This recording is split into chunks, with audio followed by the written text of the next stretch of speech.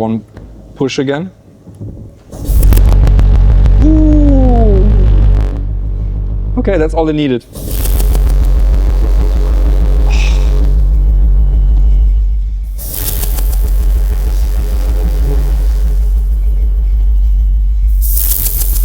That's the bias noise.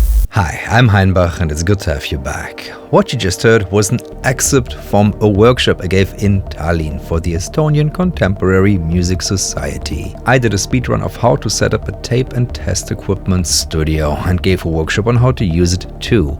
And during that workshop, this massive tape feedback happened. I was using two heavy 1/4-inch Hungarian tape machines for this, and it got me thinking, why don't my regular tape echoes give this massive, loud, buzzing and hissing sound when feedbacking?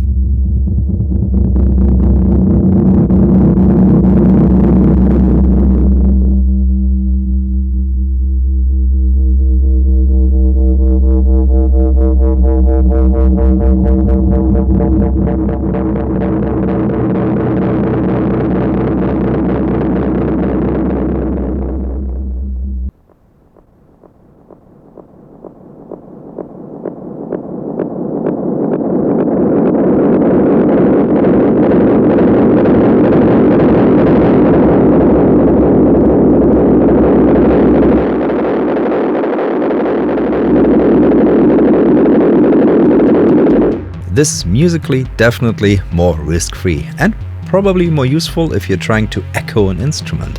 But if you want to create sounds from the rawness of the feedback itself with all its artifacts, it's a bit limiting. So in this video, I want to try what tones I can coax from my various tape machines here and assemble a piece based on tape feedback. As in most of my videos, you'll find a big sample pack on my Patreon. And there you can also see the lecture in full I did in Tallinn. Thank you for your support there. You make this channel possible. I've routed the outputs of the tape machine into my computer, and I'm routing the same signal back into the inputs of the tape machine. By adjusting the gain of the input on the tape machine, I can create feedback. Once I record, that creates a feedback loop with the tape as a delay line in the middle, because it always takes a little bit of time to travel from the record head to the playhead. Wow! Oh, yes! That's the kind of stuff I want. Okay, that was already good amount of feedback, but now if I bypass the erase head, I should be able to do this sound on sound. So we get build up upon build up upon build up. Just bypassing this here. So now straight feedback with no tape playing, no tape in the middle. Well, you need a little bit more gain.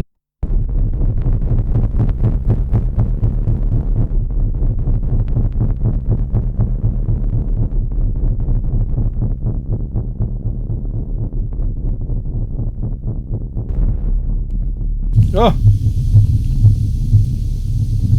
Now it's basically reading only half the side because it slipped. Let's bring that back. Oh!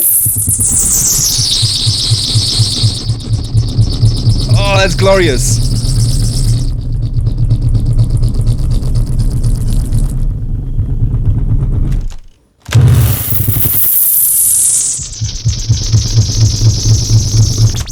Okay, that's the way.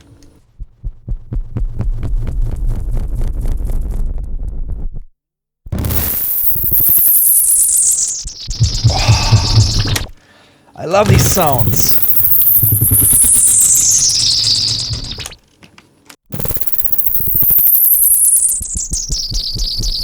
So let's try this trick again at the highest speed before we go to the lowest.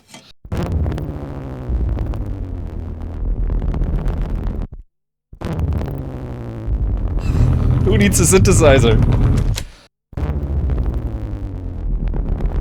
Let's combine bypass and the drop-in technique.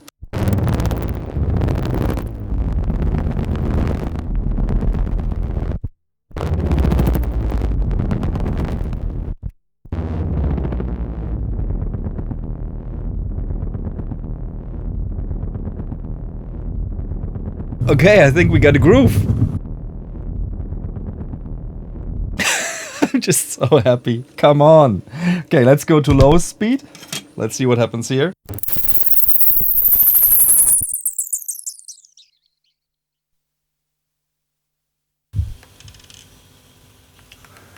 Upping the gain slowly.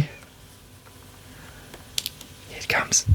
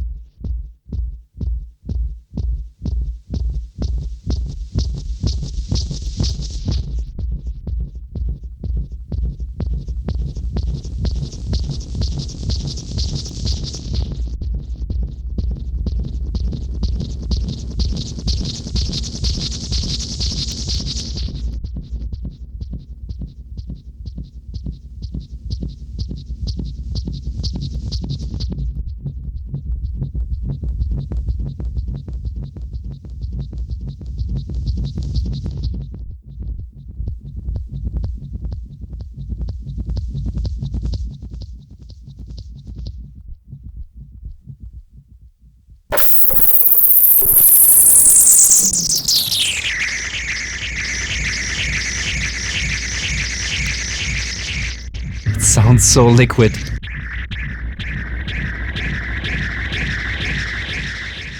Low speed, no sound on sound. Let's let it come slowly.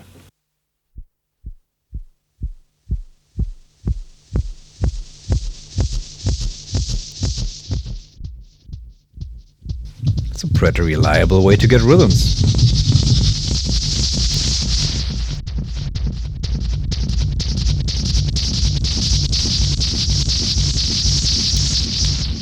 I'm a huge fan. Let's try one different mode, the Nagra Master mode. That's a different equalization. Just how that sounds.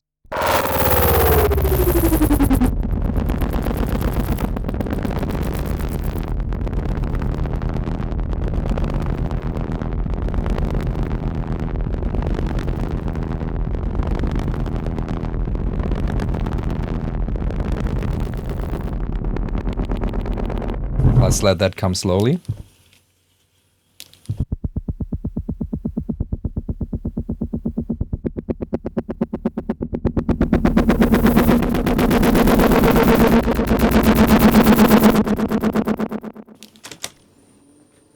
Okay, once more, sound on sound with this.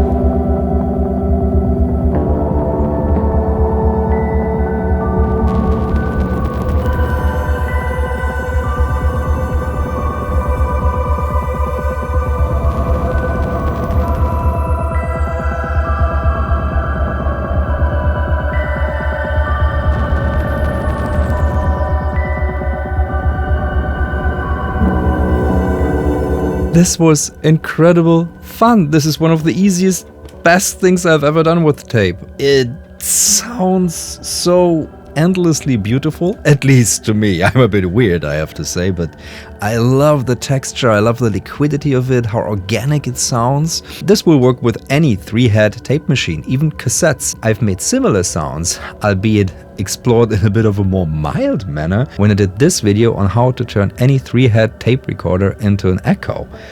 But when you really go into it, lean into the feedback, there is so much to explore, and I haven't even put anything in the feedback path. Imagine a pitch shifter, a ring modulator, a filter.